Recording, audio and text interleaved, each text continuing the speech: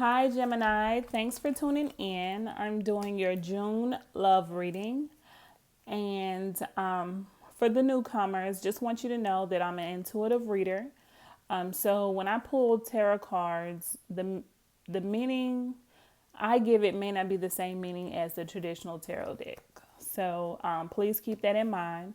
And also, if this does not resonate with you, please check out your rising sign and your moon sign, of course. And if you have, please like, subscribe, and leave comments. Love comments. Okay.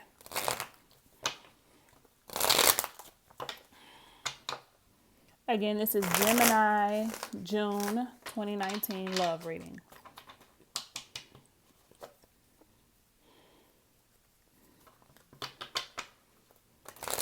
Okay, so first off,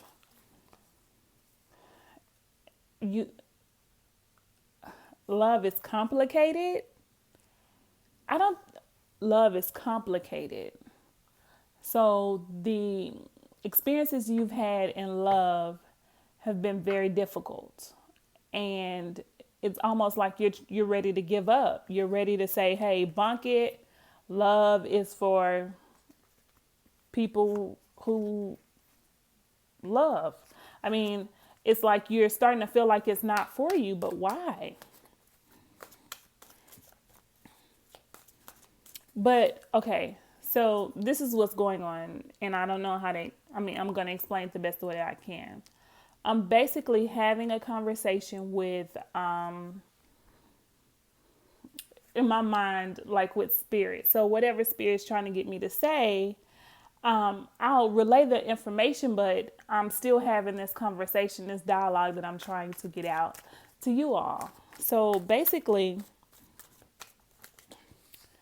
just because you've had a few, and I know it sounds like that Gemini has really been going through it, with duality, basically the things that they want and things that they do not want. It's like when you're in a relationship, you're getting the things that you think that you want at that time.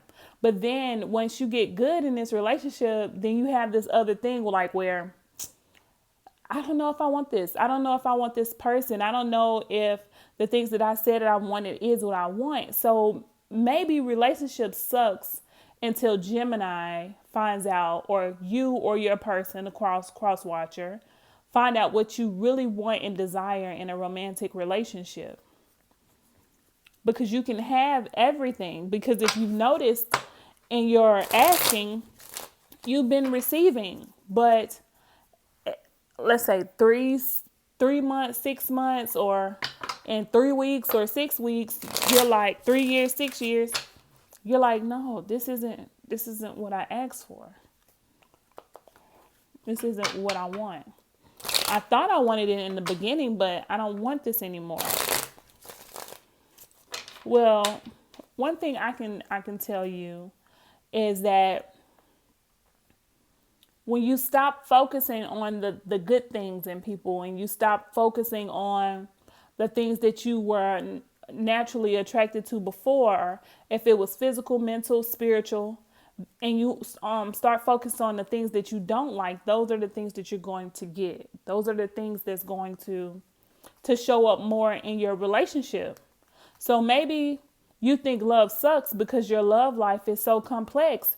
And maybe, just maybe, what if you're not meant to be with just one person? Maybe the complex love life is to tell you that you need to create some kind of balance between friendships and relationships, and then deciding. Because in all honesty, traditional relationships isn't for everybody. One-to-one relationships isn't for everybody. Those are only for people that are on twin flame journeys. And the people that are on twin flame journeys are the ones who they've completed everything else. They've experienced everything else. And now it's time for them to ascend. Right? So don't automatically assume because you're in this whatever religious belief you have, that you're supposed to have a one-to-one relationship. In our reality, you have soul groups, and anybody in this soul group could be your soulmate because they're in your soul group. You have a soul family. You have soul connections with multiple people, but don't try to put everything in one box when you know that that's not who you are, or how you want to experience life. And maybe, just maybe, that's what you need to experience at that point in time. And in that point in time, once you experience that, maybe that'll lead you to monogamy. But don't try to rush into monogamy if you know monogamy isn't for you. So let's see if I can pull some cards. So don't give up on love because it's not in the box that you want it to be in, because maybe it's not supposed to be in a box. Maybe it's supposed to be a circle or several different circles and a triangle and a rectangle. Like, don't try to make something out of what it isn't. Love is so transferable. It's so flexible that once you find unconditional love, it can come in many shapes and forms. And it may not be in a monogamous relationship for you. It could be in a friendship. It could be in art. It could be in a car. It could be in many different things. So let's see.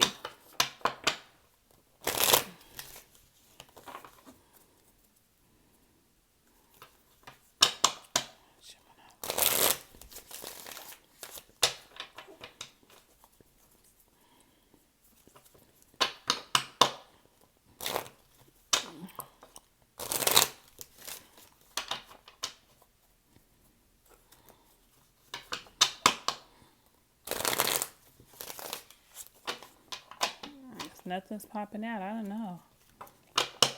Let me see. Is there anything that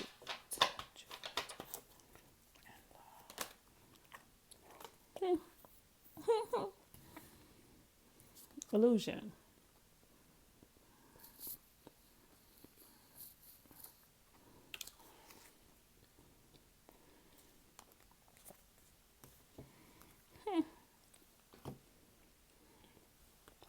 Forgiveness.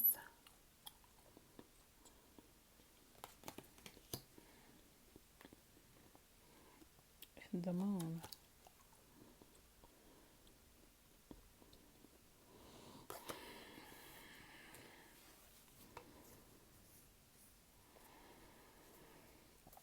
So what this is telling me is that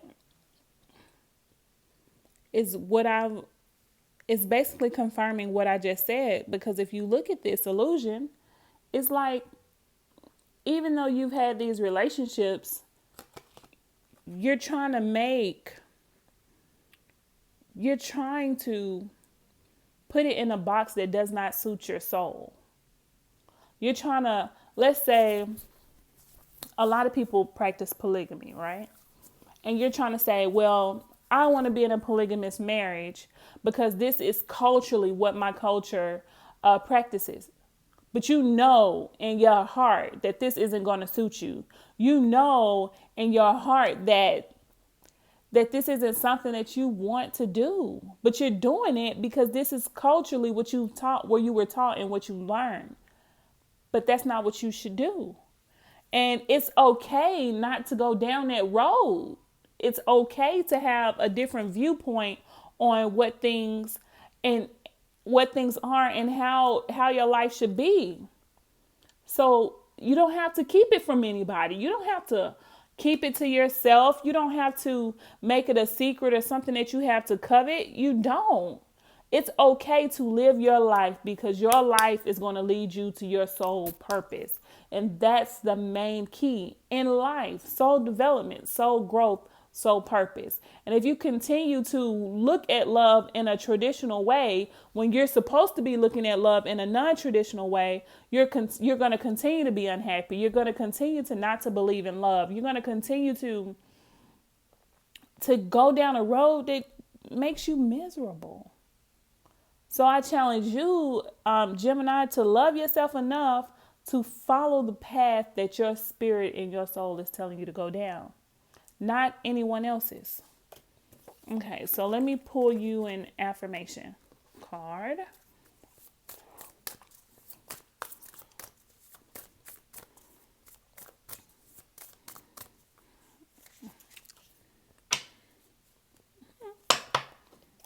I just read this one.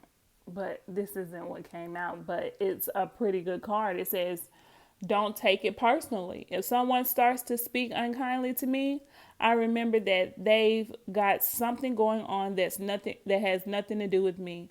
Like maybe they just pooped their pants. Yes, that's probably it. So let's see.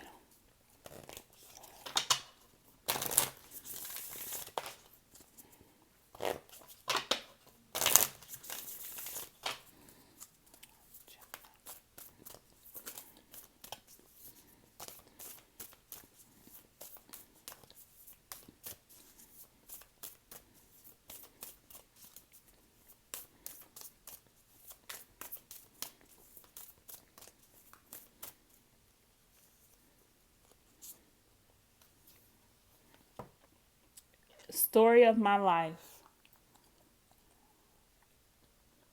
Okay. It says, as I tell myself the story of what's happening in my life, I choose to make it the kind of story where even the tough parts have sort of inner beauty.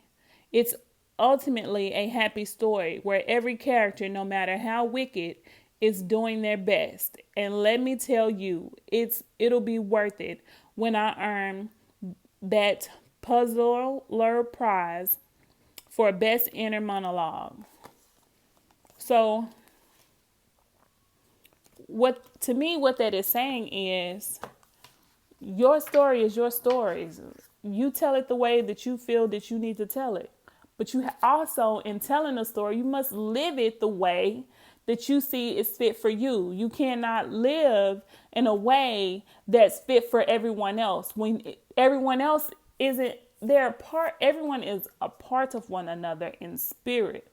But your soul is yours and yours alone. So you have to ensure that the life that you're living, the story that you're telling is yours and yours alone. All right. I hope that you find love in the most divine way, in whichever way that you see fit. All right. Thank you so much, Gemini. Please like, subscribe, and leave a comment below. Thanks.